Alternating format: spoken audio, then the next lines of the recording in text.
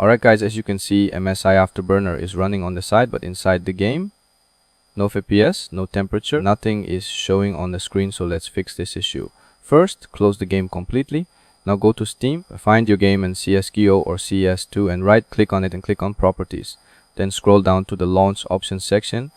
And here's the important part, type this command exactly. -allow _third_party_soft. This command basically tells the game to allow third-party software like MSI Afterburner. Normally the anti-cheat blocks overlays, but this is just a bug and this launch option is the fix. Sometimes the anti-cheat system blocks overlays by mistake, so this is just a workaround. And don't worry, this command is 100% safe to use. It doesn't mess with the game files or affect PC. It's simply there to allow tools like MSI Afterburner and ReadTuner to display your in-game stats. Now launch the game again. And there you go. Now you can see your stats, FPS, GPU, temp. Your CPU usage is showing perfectly. And that's how you fix MSI Afterburner not working in CSGO or CS2. If this helped, make sure to hit the like button, subscribe for more quick fixes, and drop a comment if you have any other issues.